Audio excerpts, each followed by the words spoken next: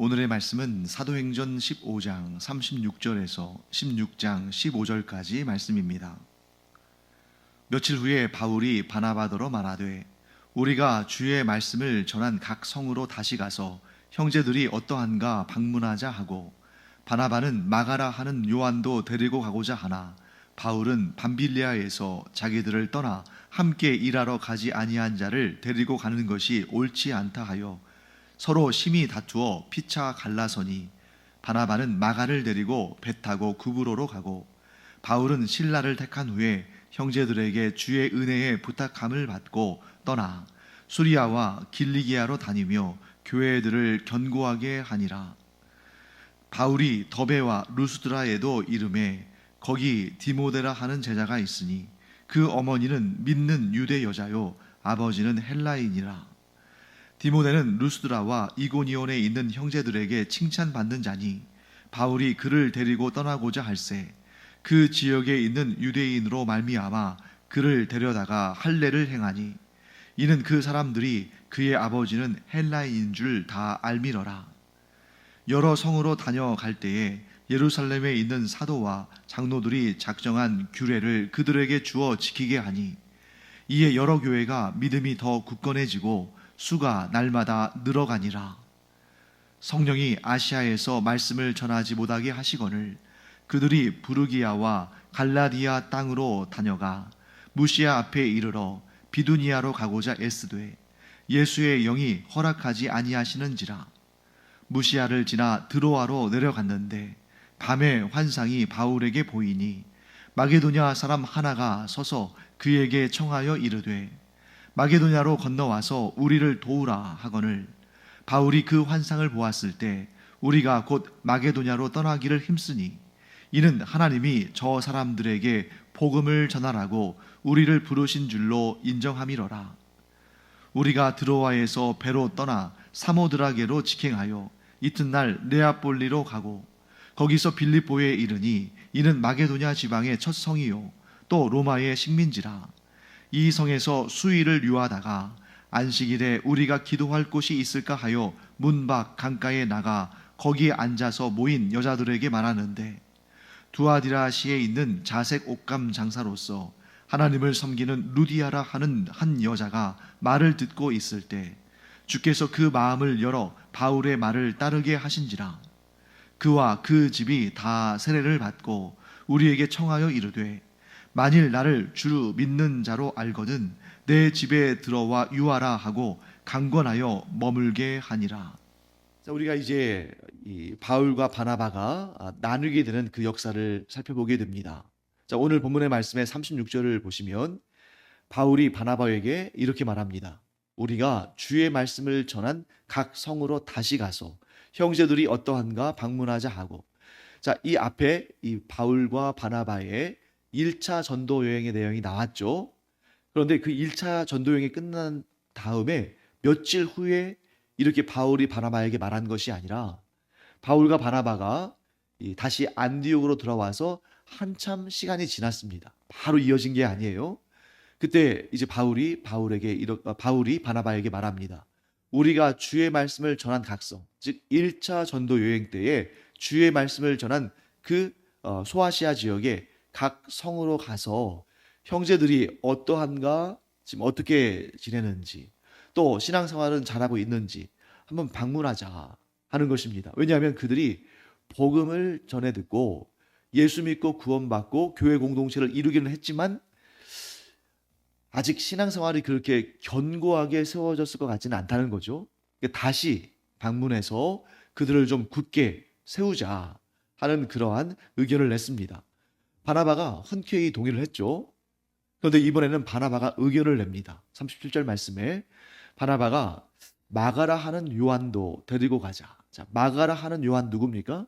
바나바의 조카이면서 1차 전도 여행에 동행했는데, 1차 전도 여행을 어디에서부터 시작하냐면 이 바나바의 고향인 구브로 섬에서부터 시작해서 이제 섬의 전도를 마치고 이 튀르키예 남부, 여기에는 밤빌리아라고 되어 있죠. 이 소아시아 지역의 남부 지역에 이제 배를 타고 들어가서 본격적으로 소아시아 지역을 전도하기 시작해야 되는데 이 소아시아 전도의 그 첫 출발점에서부터 이 마가가 어떤 이유였는지는 우리가 잘 알지 못하지만 아마도 아직 좀 그 복음 전도에 헌신하기에는 준비가 덜 된 거였죠. 그래서 거기에서 예루살렘으로 돌아가 버립니다. 그러니까 바울은 그렇게 무책임한 사람을 데려갈 수는 없다 하고 얘기하고 바나바는 바울에 비해서 조금 더 부드러운 사람이었죠. 그래서 우리 다시 한번 기회를 주자. 그때에는 이 마가가 아직 준비가 되지 못해서 그렇게 겁을 내고 갔지만 이제는 많이 성장했을 것이고 그렇기 때문에 다시 한번 그에게 기회를 주는 것이 옳다. 자, 바울과 바나바가 상당히 인격적으로 훌륭할 뿐만 아니라 무엇보다 복음에 헌신된 사람이었기 때문에 이런 의견 충돌이 일어났을 때 얼마든지 서로 또 뭐 양보도 하고 배려도 하면서 합의점에 도달할 수가 있는 사람들이었는데 이때 그들은 39절 말씀 보시면 서로 심히 다투어 피차 갈라졌다. 자, 사도들의 모습과는 전혀 좀 우리가 예상하는 모습과는 전혀 다르지 않습니까? 이 일에도 하나님의 역사가 있으셨던 거죠. 그래서 이 일이 불완전하고 미성숙한 사람들에게서 나타나는 모습이기도 하지만 하나님께서 이런 모습까지도 이런 부분까지도 하나님께서 들어 사용하셔서 복음의 진보가 더 급속하게 두 배로 갑절로 이루어지게 하는 것입니다. 자, 그래서 39절 말씀 후반부를 보시면 바나바는 마가를 데리고 배 타고 구브로로 갔습니다. 40절 말씀 보시면 바울은 누굴 택했어요? 실라를 택했어요. 그래서 제가 어제 지난주 금요일이죠. 그 말씀 가운데에 어떤 내용을 우리가 본 적이 있었냐면 거기에 없음이라는 구절이 하나 있었잖아요. 지난주에 우리가 본 구절에 없음이라는 구절이 있었는데 거기에 어떤 내용이 다른 사본에 있냐면 실라는 안디옥에 머물러 있기를 원했다. 그렇기 때문에 거기에서 유다는 즉 예루살렘 회의의 결과를 가지고 안디옥에 가서 그것을 전한 유다와 실라가 있는데 그렇게 해서 안디옥 교회의 결정 즉 이방인들은 율법을 따라 할례를 받을 필요는 없다. 단 우상 숭배하는 그러한 문제들을 좀 너희들이 주의해라. 이런 말씀을 전하고 그래서 안디옥 교회 성도들이 기쁨으로 그 말씀을 받아들였죠. 그러고 나서 며칠 후에 이제 바울과 바나바의 다툼이 있었고 그러면서 바나바는 마가를 데리고 구브로로 갔고 바울은 그때 안디옥에 남은 실라를 택한 다음에 자, 실라는 그러면 헬라인 즉 이방인이겠습니까? 유대인이겠습니까? 자, 여러분 실라는 유대인이겠어요? 이방인이겠어요? 당연히 유대인이죠. 왜? 어디에서 온 대표단입니까? 예루살렘 교회에서 파송한 대표단으로서 이방인 교회, 이방인 그리스도인들이 할례를 받을 필요 없다는 얘기를 전하러 온 사람이잖아요. 그래서 바울은 실라를 데리고 떠납니다. 그러면서 41절 말씀 볼까요? 바울과 실라는 수리아를 거치고 길리기아를 다니며 교회들을 견고하게 했습니다. 자, 수리아는 어디예요? 오늘날로 따지면 시리아죠. 길리기아는 오늘날의 튀르키예 지역이죠. 그러니까 어떻게 된 것입니까? 자, 바울은 실라와 함께 구브로 섬으로 가지 않았어요. 바나바와 마가가 구브로 섬으로 갔습니다. 반면에 바울과 실라는 배를 타지 않고 육로로 해서 이 가까운 수리아 지역에서부터 쭉 걸어 올라가서 튀르키예 지역 길리기아까지 간 것입니다. 길이 갈라섰죠? 자, 그런데 어떻게 이들의 여정이 그려지냐면 자, 구브로를 전도했던 것은 1차 전도 여행의 첫 시작점이었습니까? 마지막 경로였습니까? 자, 구브로 섬의 전도는 바울과 바나바가 1차 전도 여행했을 때 첫 시작점이었습니까? 아니면 마지막 그 부분이었습니까? 첫 시작점이었죠. 그러니까 이 바나바와 그의 조카 마가는 1차 전도 여행 때에 이루어졌던 그 길 그대로 가는 거예요. 반면에 바울과 신라는 반대로 거꾸로 거슬러 올라가는 것입니다. 수리아와 길리기아로 올라간 다음에 자, 1절 말씀, 16장 1절 말씀 보시면 더베와 루스드라에도 이르렀죠. 이 더베는 어디냐면 1차 전도 여행의 마지막 지점입니다. 그리고 그 1차 전도 여행의 마지막 지점 바로 전에 루스드라, 바울이 그곳에서 돌에 맞아 죽을 뻔했던 곳이죠. 그러니까 거꾸로 거슬러 올라가는 거예요. 그러니까 1차 전도 여행이 이렇게 동그랗게 있다면 바나바와 마가는 원래 가던 경로대로, 바울과 신라는 반대로 이렇게 가는데, 자, 그 다음에 이제 중요한 사건이 등장하죠. 루스드라에서 바울과 신라가 누구를 만납니까? 디모데라는 사람 만나요. 16장 1절 말씀 보시면, 근데 이 디모데는 어머니는 믿는 유대 여자예요. 뭘 믿을까요? 어머니는 믿는 유대 여자라고 했는데 뭘 믿어요? 예수 그리스도를 믿는, 즉 복음을 믿는 여자인 거죠. 즉 유대인인데 그리스도인입니다. 반면에 아버지는 누구예요? 헬라인입니다. 그래서 이 디모데가 훌륭한 사람이라는 것을 바울이 딱 알아봐요. 왜냐하면 루스드라와 이고니온에 있는 형제들에게 칭찬받는 자니까. 자, 루스드라와 이고니온에 있는 형제들은 그들은 그리스도인들이잖아요. 그리스도인들을 형제라고 부르니까. 즉 루스드라와 이고니온에 있는 그리스도인들에게 칭찬받는 자니까 신앙적으로나 인격적으로나 굉장히 훌륭한 자질이 있는 그런 사람이겠죠. 그래서 그를 데려가려고 합니다. 그런데 3절 말씀 볼까요? 바울이 그를 데리고 떠나고자 할새 그 지역에 있는 유대인으로 말미암아 그를 데려다가 할례를 행했다. 자, 왜 디모데를 데려다가 할례를 행했을까요? 자, 바로 오늘 우리가 읽은 본문 앞에 예루살렘 회의의 결과가 나왔고 그 결과를 가지고 유다와 실라가 안디옥에 가서 그 결과를 전했고 그 결과를 들은 안디옥에 있는 이방인 그리스도인들이 크게 기뻐했잖아요. 왜요?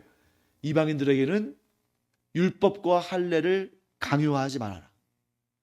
율법을 지키지 않고 할례를 받지 않아도 그들이 예수 믿고 구원받는 데는 아무 문제가 없다. 이 결과가 나왔죠. 그리고 그 결과를 누구보다 기뻐한 사람이 바울입니다. 이방인을 위한 사도로 부름받았으니까요. 그런데 왜 바울이 이방인들에게는 할례도 또 율법의 멍에도 씌우지 않는 것을 주장하고 또한 그 결과를 기뻐했던 바울이 왜 디모데를 데려다가 할례를 받게 했을까? 그 다음에 힌트가 나오죠. 3절 후반부. 그 사람들이 그의 아버지는 헬라인인 줄 다 알미러라. 자, 그럼 여기서 한 가지 문제가 등장합니다. 헬라인은, 즉 이방인은 꼭 할례를 받아야 됩니까? 아니죠. 자, 그런데 왜 할례 문제가 대두됐는가? 바로 이것 때문입니다. 우리가 지금 앞에서 몇 번 반복해서 보았습니다만 바울과 바나바, 이러한 이방인들에게도 복음을 전하는 사도들은 어떤 이방 지역에 갔을 때, 다른 나라에 갔을 때 복음을 전할 때 어디에서부터 복음을 전했습니까? 만일 그 지역에 회당이 있으면 회당에서부터 복음을 전했어요. 즉 유대인들에게 먼저 복음을 전하고 그 다음에 헬라인, 즉 이방인들에게 복음을 전합니다. 그런데 그 유대인의 회당에 있는 사람들, 유대인들만 있는 게 아니죠. 거기에는 이방인으로서 하나님을 섬기기로 결심한 소위 하나님을 경외하는 자들이라고 불리는 이방인들도 있습니다. 근데 그 이방인들은 할례를 받지 않고 유대교 신앙생활을 했어요. 그런데 왜 디모데에게는 할례를 받게 했는가? 자, 장차 이제 디모데와 신라는 별 문제가 안 돼요. 이들은 유대인들이고 또 태어난 지 8일 만에 할례를 받은 사람들입니다. 반면에 디모데는 아버지가 헬라인에게 까닭에 할례를 받지 않았어요. 자, 그런데 할례를 받지 않은 이방인들도 회당에 들어가는 데는 지장이 없습니다. 왜? 하나님을 믿는 사람들이니까. 그런데 자, 보통 일반적인 헬라인이 내가 하나님을 믿겠노라 해가지고 회당에 들어가면 뭐 누가 막거나 그를 뭐 문제를 일으키거나 하지 않습니다. 그를 대상으로. 하지만 앞으로 디모데가 할 일을 생각해 보세요. 가는 곳마다 유대인의 회당에 들어가서 복음을 전해야 되는데 이 디모데가 어머니는 유대인이기 때문에 반은 유대인인데 아버지가 헬라인이라고 해서 할례를 받지 않고 있는 상태에 있다면 회당, 이방 지역에 있는 회당에 들어갈 때마다 논란이 발생하지 않겠습니까? 그러니까 그냥 조용히 앉아서 예배만 드리면 누가 뭐라고 하겠어요? 그런데 이제 디모데가 맡은 일은 각 지역을 다니면서 그곳에 있는 회당에 가서 예수 그리스도의 복음을 전해야 되는데 안 그래도 이 복음을 전하는 일이 이제 그 당시에 이 이방 지역에 있는 그 디아스포라 유대인 회당에서 지금 막 문제가 심해지고 있는 상황인데 거기에다가 이 실라와 바울은 할례를 받은 사람인데 디모데가 할례 받지 않은 사람이라는 것을 알지 않겠습니까? 왜요? 여기 보시면 3절 말씀 후반부에 보시면 이 루스드라에 있는 사람들이 이 디모데의 아버지가 헬라인인 줄 다 알고 그로 말미암아 디모데가 할례 받지 않은 사람이라는 것을 다 알고 있단 말이에요. 그렇기 때문에 지금 바울은 왜 디모데에게 할례를 받게 했냐면 불필요한 마찰이 없이 자유롭게 유대인들을 대상으로 그리고 또 이 이방 지역에 있는 회당을 중심으로 해서 전도하는 일에 다른 거리낌 없이 집중할 수 있도록 한 것입니다. 즉 바울이 이방인들도 할례를 받아야 한다 하는 그러한 이 유대 율법주의 이단들의 의견에 동참하고 그것을 동의하는 것이 아니라 어떻게든지 간에 복음을 훼손하는 일은 생명을 다해서 막지만 그 복음의 본질과 관계없는 일이라면 좀 유연하게 대처하고 있다는 거예요. 만일 여기에서 디모데가 처음부터 아예 이 복음 전도팀에 동참하는 이 첫 순간부터 할례를 받지 않고 시작했다면 아마 회당에 가는 이런저런 곳에 회당에 들어갈 때마다 문제가 심했을 겁니다. 그러면 처음에 부드럽게 시작해서 복음을 전파할 수 있는 그런 상황인데 이 디모데의 일로 말미암아 처음부터 마찰이 일어나면 아예 복음을 증거할 수 있는 기회를 얻지 못하겠죠.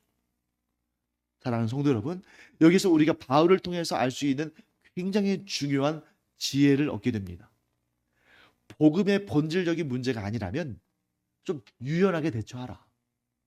복음의 본질적인 문제, 그래서 복음을 훼손할 만한 문제에 있어서는 생명을 걸고라도 저항하고 싸우고 복음을 지켜야 되지만 복음을 전하기 위해서 필요한 부수적인 일들, 그러한 본질적인 문제가 아닌 것들에 대해서는 너무 깐깐하게 해서 아예 복음을 전하는 기회를 얻지 못하는 것보다는 좀 그들의 눈높이에 맞춰줘서 그들의 문화나 전통이나 그들의 눈높이에 맞춰줘서 그들을 복음의 길로 이끌 수 있는 그런 지혜로운 자가 되라 하는 것을 말씀합니다. 근데 사실 우리가 그것이 참 쉽진 않죠. 왜냐하면 저마다의 고집이 있잖아요. 그런데 더 중요한, 보다 중요한, 예를 들면 여기에서는 복음을 증거하는 일이죠. 유대인들에게 복음을 증거하는 일이 더 중요하니까 이 회당에 들어가서 마찰을 빚지 않고 부드럽고 유연하게 복음을 전하는 일이 더 중요하니까 자기의 고집을 좀 꺾을 수도 있는, 그러면 작은 것을 내어줄지 모르지만 큰 것을 얻을 수 있는, 이것이 복음 증거의 일뿐만 아니라 우리의 일상에서도 적용되기 바랍니다. 무엇이 더 소중한 것을 알므로 그것을 얻기 위해서, 그런 본질적인 것을 이루기 위해서 부수적이고 부차적인 것들은 좀 내어줄 줄 아는 그런 유연함을 갖는, 그래서 작은 것을 내어줬지만 크고 또한 중요한 것을 얻는 그런 우리가 되기를 간절히 축원합니다. 자, 그 다음에 이제 6절부터 10절까지 말씀 보시면 이제 이런 내용 나오죠. 자, 6절 좀 충격적인 말씀 나옵니다. 성령이 아시아에서 말씀을 전하지 못하게 하시거늘. 또 7절에도 비슷한 내용 나오죠. 예수의 영이 허락하지 아니하시는지라. 자, 여기에는 두 가지 이유를 살펴볼 수 있을 것 같아요. 첫 번째는 지금 바울과 실라와 디모데가 복음을 전하러 가는데 바울과 실라가 거꾸로 거슬러 올라갔잖아요. 그러니까 더베를 지나서 루스드라로 가서 그 루스드라에서 디모데를 만나고 그를 예수의 제자로 세워서 이 복음 전도 팀에 함께 나가는데, 자, 기억하십니까? 1차 전도 여행 때 루스드라나 밤빌리아나 비시디아 안디옥이나 뭐 이고니온이나 이런 데를 거쳐 올라갈 때 점점 이 바울과 바나바가 전하는 복음에 강력하게 반발하는 사람들이 생겼습니다. 그 중에서 가장 극심하게 반발한 지역이 어디예요? 루스드라. 그 다음에 비시디아 안디옥, 이고니온, 비시디아 안디옥 이런 곳이었는데 지금 그쪽을 거쳐가는데 이전에 아주 극심하게 반발했던 사람들이 또 극심하게 반발을 했겠죠. 아니 더 심하게 했겠죠. 어쩌면 제 생각에는 이건 저의 추측이니까 성경에 근거가 있는 것이 아니라 저의 추측이니까 아닐 수도 있습니다. 그런데 이미 루스드라에서 바울을 돌로 쳐서 죽이려고 했던 사람들 있잖아요. 그들이 이번에는 단단히 벼르고 그때는 우리가 실패했지만 이번에는 반드시 우리가 그를 죽이리라. 아마 그렇게 음모를 꾸미고 그렇게 계략을 짰을 가능성이 큽니다. 그런데 그런 불구덩이 속에 지금 들어갔는데 이들이 복음을 그곳에서 전했을 때 그들이 심각한 해를 입어서 복음의 진전을 이루지 못할 뿐만 아니라 그 다음 지역으로도 가지 못할 만한 그런 상황이 생길 수 있다는 것을 성령께서 아신 거죠.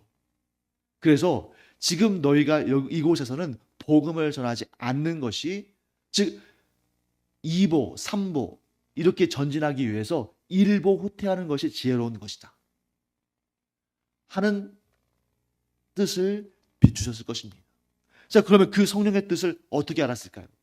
분명히 바울과 실라와 디모데 그리고 저쪽 편 바나바와 마가 주의 일을 하는 사람들인데 이 사람들이 먼저 일한 다음에 그 다음에 기도하는 사람들이 아니었다는 거예요.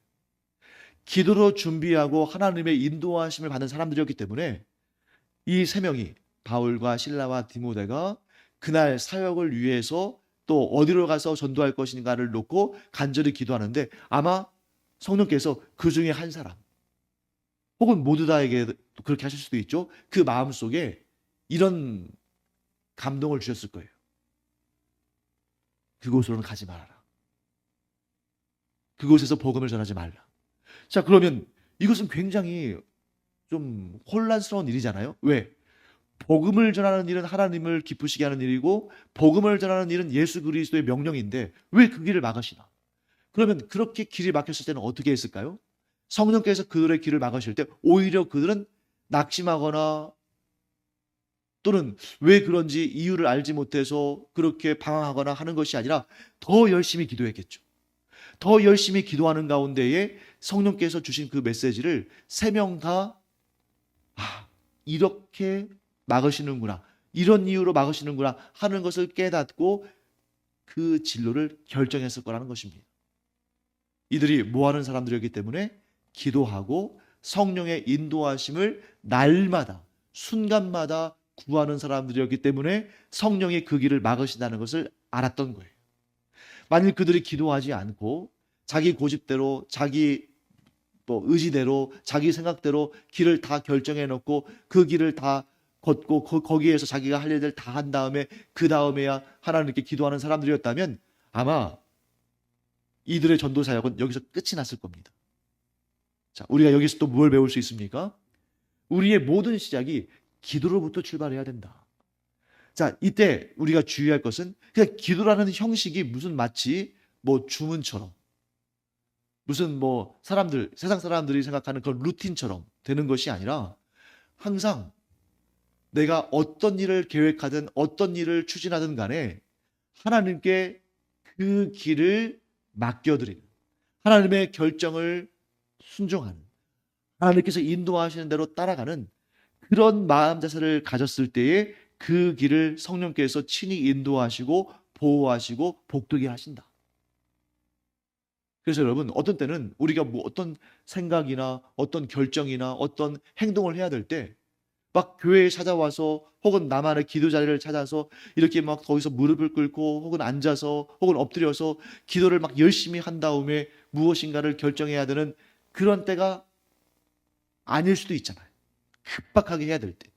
그럴 때조차도 막 바쁠수록 내가 막 후다닥 뭔가 결정해 놓고 하나님 이렇게 제가 결정했는데 하나님 도와주세요. 이게 아니라 느헤미야처럼 느헤미야가 왕 앞에 서서 왕에게 말할 때 그 짧은 순간이지만 화살 기도와 같이 하나님의 도우심을 간절히 구하고 왕 앞에서 입을 연 것처럼 우리가 어떤 생각, 어떤 결정, 어떤 일을 추진할 때 항상 하나님의 도우심과 하나님의 인도하심을 먼저 구하고 일을 행하는 것이 우리 자신의 가장 기본적인 자세가 되는 그런 우리가 되기를 간절히 축원합니다.